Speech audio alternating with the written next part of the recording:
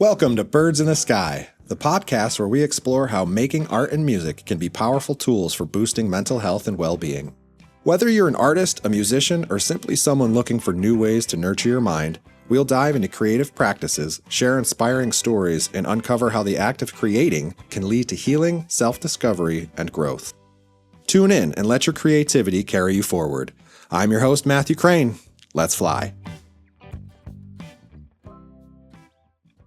Welcome to another episode of Birds in the Sky. I'm your host, Matthew Crane, and today we have Rob Healy. He served in the Air Force for 9 years and did 3 deployments overseas, and we met each other in a photography workshop, and he's found tremendous value in the arts. So thanks for coming on the show, Rob. Oh, thanks for having me. Yeah, how's your day going so far, man? Great. It's didn't start before Dark 30, so I'm still a civilian, I guess. Yeah. Right on. Okay, well let's jump right into it. So you served in the Air Force. When did you join? Like which generation? Your Operation Iraqi Freedom, Enduring Freedom? So I enlisted at 17 while I was still in high school in '02. Went to basic training after graduation the summer of '03. So I ended up getting out after 9 years in 11. So I guess I'm OIF. The closest I got to Afghanistan was Kyrgyzstan, in central, just about as Central Asia as you can get. Tiny little base called Manas. And your other deployments, the 3 deployments, what were those? Where'd you go? Yeah. After that, in '08, I went to Iraq. I was stationed at what the Air Force called Balad and what the Army called Anaconda. And then in 2009 and 10, I was in Kuwait at Ali Al Salim. Right on. Right on. So 3 tours. First of all, thank you for your service. Oh, thank you for yours. Yeah, I gotta say it. I really appreciate it. And we actually kind of had a little similar story. I actually joined in '02 as well and went right from high school. I signed up when I was 17 in the delayed entry program, and as soon as I graduated, I left. It's cool to hear that. I didn't know that was your timeline. Yeah, fellow child soldier. Yeah, I mean, dude, I swore in 3 days before September 11th. So Oh yeah. September 9th, I swore in, and I was like, it's like dreams of the Bill Clinton, booze cruise Navy, right? And then like a couple of days later, that was no longer the outlook. Yeah. So it's a real thing we do. But so anyway, a big part of our lives are spent outside of the military. Like I served for 4 years, you served for 9 years, but your overall life is greater than that sum. However, veterans seem to carry their service around a lot longer than, like, it's something we can't let go, as it almost becomes part of an identity. And that can interfere with adjusting back into civilian life. So you want to take me through your experience kind of getting out of the service, and what was your expectation, first of all? And then did your experience of reality measure up to the expectation that you have or had? I don't know if I've ever been asked that before. So I'm kind of an odd case. I'm multi-generational military. My brother, my cousins, aunts, uncles, grandfathers, like all the way back to John Paul Jones and the Revolutionary War. I think the military had been some part of my identity from like birth because I grew up in West Germany at Bitburg Air Force Base. Wow. So like to me it was a natural thing just rolling into an enlistment and going in. When it was time to leave, there was some illness in the family and I felt it was important for me to separate and be there. Was working as a civilian for the Navy doing air terminal operations, logistics, that kind of thing. So even though I left, it was like I went plain clothes and watched the Navy play around with planes, and it didn't feel so much like I'd left, and I knew why I had done it was the right reason, but there was still very much so like a detachment from that civilian or that military community, my squadron and everything. And that was tough because, those relationships, that community that you build in the military isn't something that you can easily replace outside of it. So when I moved back up home to Buffalo and got a straight civilian government job, there was definitely like an absence of the military community from my life and trying to find a way to have that while at the same time guarding against the fact that it felt like I didn't want that to be my whole identity,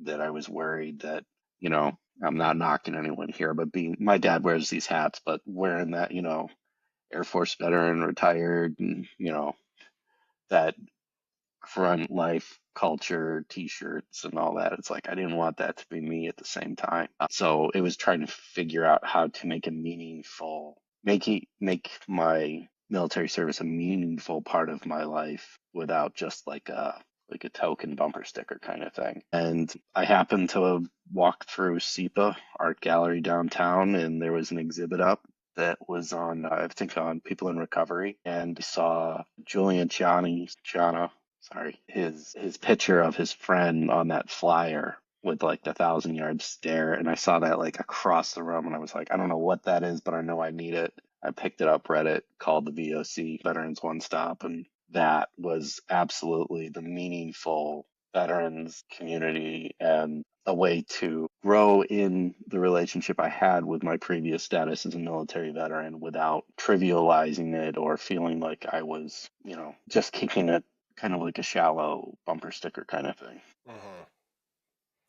So is that a big part of your ability to kind of move forward through that transition of kind of at least back in Buffalo, of kind of rerouting yourself in your home bases using photography, that workshop? Yeah, I mean, it's hard to understate or it's hard to overstate how much of an influence Odyssey had in my life. I found it when I was going through a divorce and I was apathetic and drinking way too much. But that really like brought me back into the moment and gave me joy, and I found a way to want to be better. It definitely helped in me connecting with the people around me and finding joy in those relationships. And I, over the last, God, 6 years, I've gotten closer and worked more with Project and with Brendan.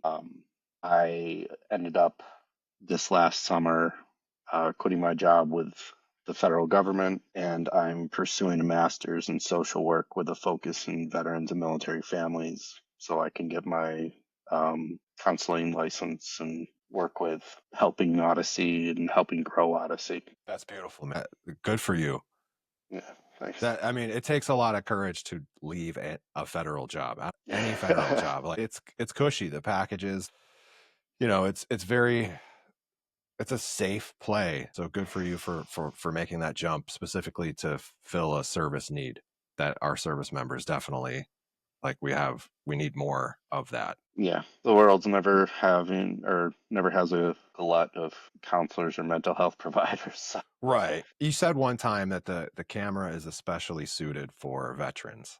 Do you want to expound upon that any further? What did you mean by that? Yeah, I think there's a few reasons. The two that really are the most evident to me is as veterans where we don't like the idea of come to this thing and sit down on the couch and talk about your feelings. Like that is, anathema to us for like a number of reasons. The culture has not taught us that's how you do it or that that is something that you should do. So when you have something like this community building around photography and you've established this group with an activity that's technical and focused and will give group opportunities to grow together, that is a familiar formula. That is a comfortable mold to slip into. And I think photography, and I do think there are other things, other forms of art that can do it. But another thing that makes photography so adept is, it feels very familiar. It feels very much akin to the rifle. You have the viewfinder and lining it up the shot and the focus, and there's so much there, so many parallels with the shutter and the trigger that it feels more natural and comfortable, I think, for a lot of veterans, even if it's subconscious. Right. That makes sense, right? You're low ready, now you're at the ready, right? You're Yeah. coming up. So it's like a different kind of language for us, right?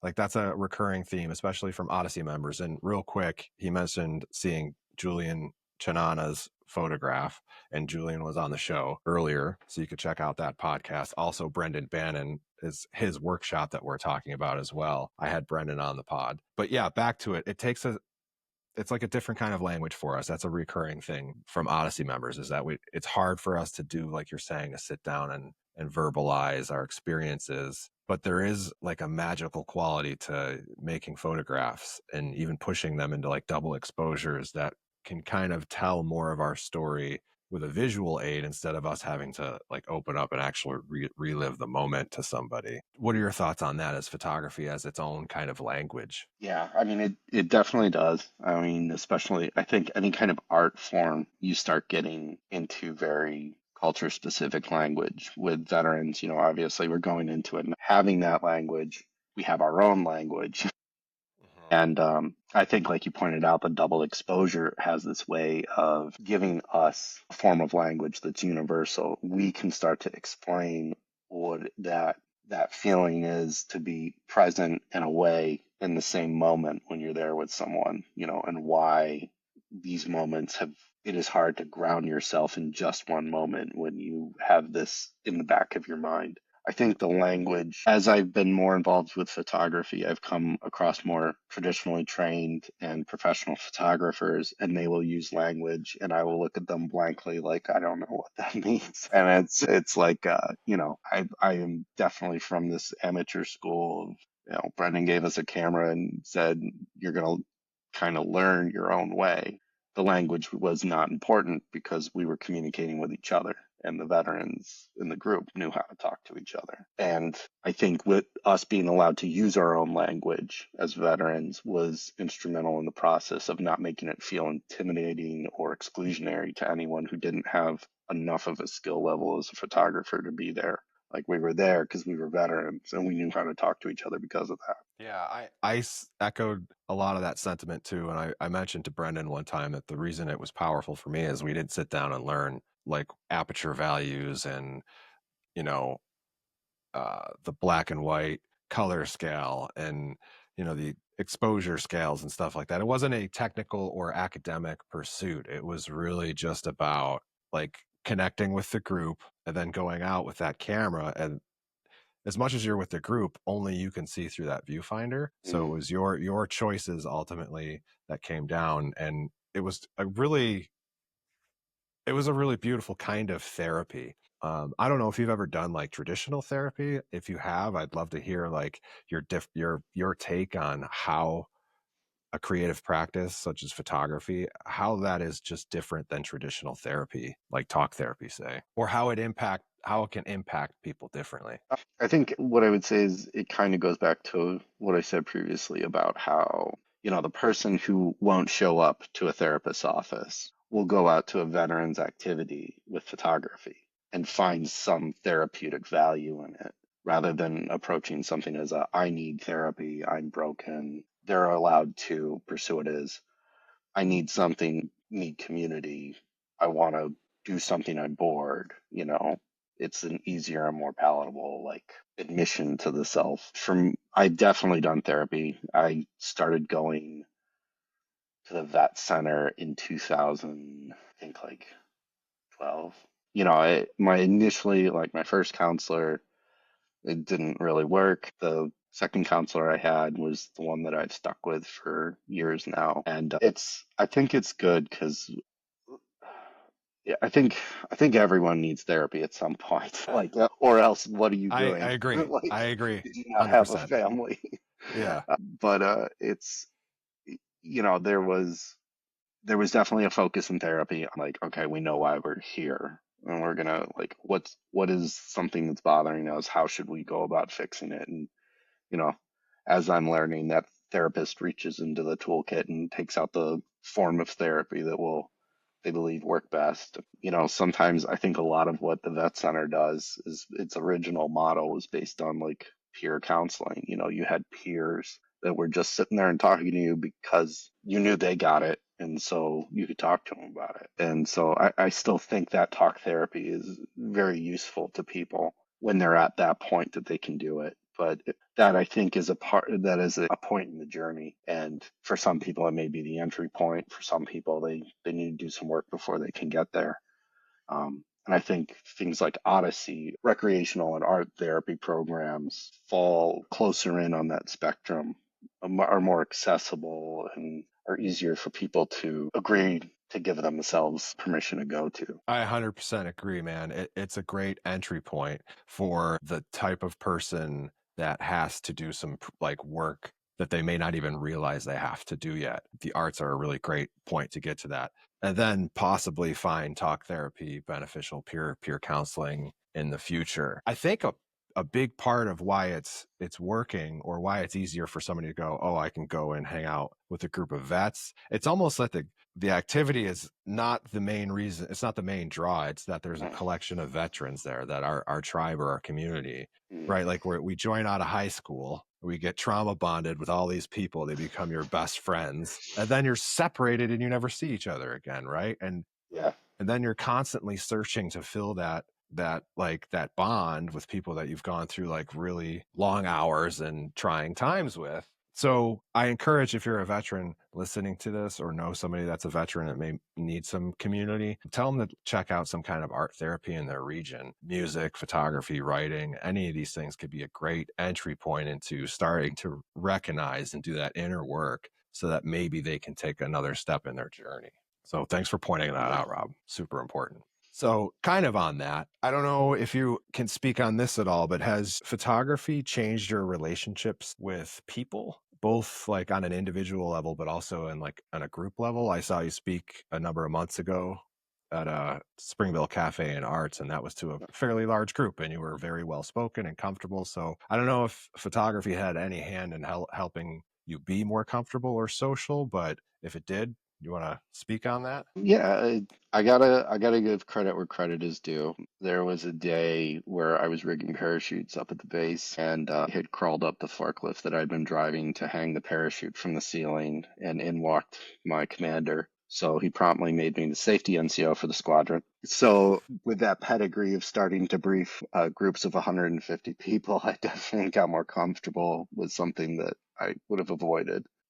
Definitely something that I have found more and more comfortable doing. It's really getting over a big, I wouldn't say phobia, it's not to that point, but I definitely had an aversion to speaking publicly. But with this is something that I'm just so passionate about, and I believe can help other veterans like myself. And I want to do whatever I can possibly do to get this to them, that my own discomfort over it is a very minimal thing. I think that the impact it's had on my relationships has been complete. I think that, in my family, we have so many veterans, and I talked to them about the program. My son, I got interested in photography, and I would do projects with him. My cyanotype had him in it, the one that I think was most successful. And sorry, I lost my train of thought. I'm actually surprised it's taking this long. So, like, how engaging in a creative practice has kind of improved your peopling? Yes. Yeah. I mean, this, like I was saying, with veterans being able to come into an environment going, this is our activity that we're going to do. And we just happen to be veterans who have all been through this thing, and we can talk about it or not. It's given me a way through the arts to translate what veterans are going through to civilians who are want to be stakeholders and interested in helping and healing, and explain, like, this is why we do this thing, this is why when we make this image we're feeling this and this. And I'm able to use photography in a way I think is a sort of Rosetta Stone, translating this one language of military to civilian. Trauma is trauma. And as you so aptly pointed out, we get together in trauma bond, but there are parallels to experiences that civilians have been through. And being able to go in knowing that I can make that connection with someone through the arts and through this photography, that it's not like a lost or hopeless cause, uh, is very empowering to be able to put myself out there, because I know that somewhere out there people are resonating with me. And what's your experience like with the people, the public that are not service members, or maybe, first responders in some capacity, that have seen some of the Odyssey shows, like the openings, and come to speaking engagements like at the Arts Cafe? Like, are we resonating with them about our experiences? Do you find that them seeing our visual pictures they kind of get a better idea of what we face. Yeah, I think there are some images that, whether you served or not, that it creates an emotion that on some level the civilians can understand. The two images I always think of are, well, three. Aircraft did that one in Arlington of the silhouette that is just survivor's guilt and Is it the picture double form. exposure? Yeah, with the Okay. where she's bent over, and God, that one is one of those goosebump photos. Nate maybe makes two of my favorite photos, his the IED blast inside his silhouette, but also he does the one of walking in the field with a double exposure of his buddies in the field in their uniforms. And That that's is a great just one. that's haunting. So I think that, like, it doesn't take a lot of experience to understand what someone's trying to say with that. I mean, you're not going to get exactly the same taste and smell and sound from the image that you're associating with your own memories, but it's still connecting. Like, there is a universal language there that's being expressed. And I think that people just get it. And they definitely put their own feelings from their own past and their own experiences into it. I think one of the most meaningful conversations I had with a non-veteran about my photography was actually over letters. That's Professor cool.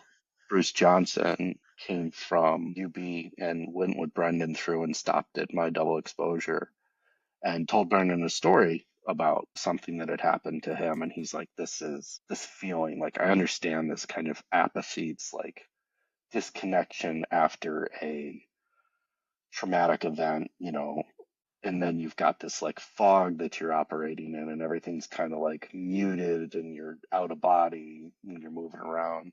And I believe, to my knowledge, he didn't have any service, but it was like, yeah, that's that's it. Like, you Right. got it. And there's generations of difference, there's cultures of difference, and yet the message is still ringing through clear. I got another question along that line. And so, have you traveled to New York City at all for the Odyssey programming out there? Yep. I've been out there a few times with Brendan. I think I've seen two of the classes. We did a workshop on the USS Intrepid, which was awesome. Oh, that's That's awesome. such a cool place to have a photography workshop. They got a really cool setup there. And they do other work too. There was I can't remember the name of it. It was like Studio 12 or Studio 40, and it's a veterans ballet group, and they go out and rehearse and dance on the deck, and it's pretty wild. So it's a really it's a really good experience. Definitely, New York City is one of those special places to go see. I certainly like going in the colder weather. Yeah, it It's keeps the just urine smell down. yeah, but Not to it's bash yeah New York. I love the city. yeah, love it, but every once in a while needs a shower.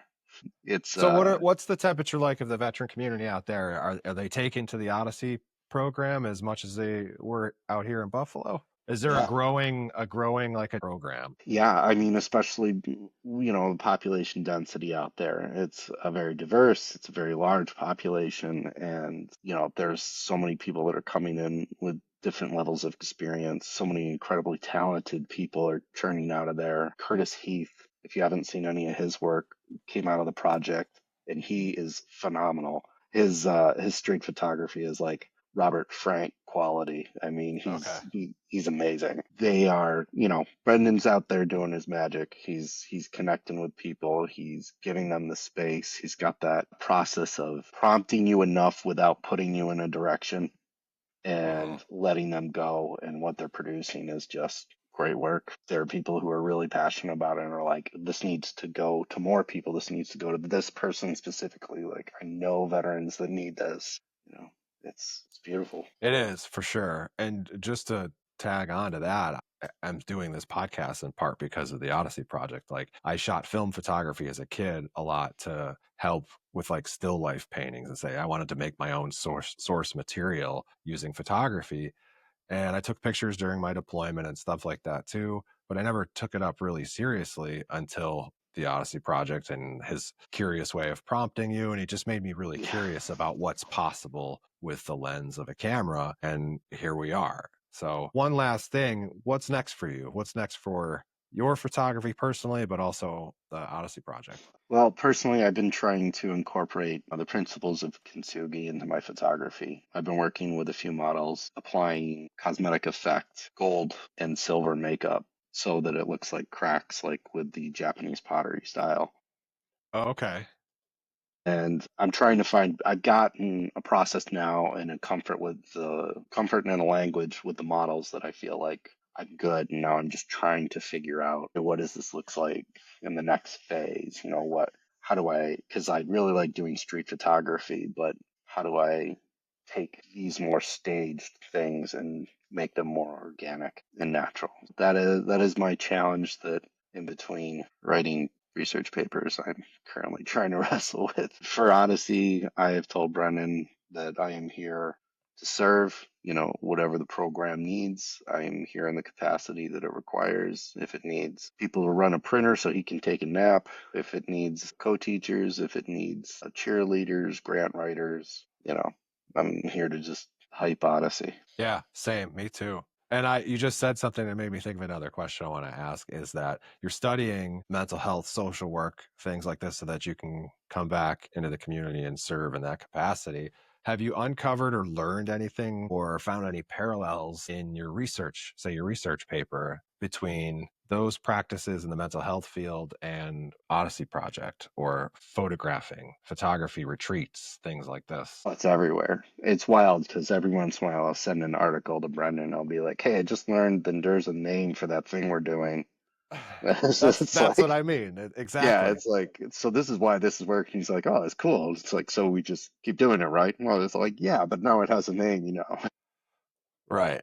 I mean, I brought it up in classes where professors have been talking about trauma and recovery, and they know I'm a veteran, and so I can talk to them about the trauma, but I can also talk to them about the path back. And for 22-year-old kids in my class, now trauma isn't an impossible specter that they're going to have to deal with in their practice. This is something that happens, but there are paths back. So I mean, Odyssey has been something that I've written about probably at least two or three times in a class or spoken about.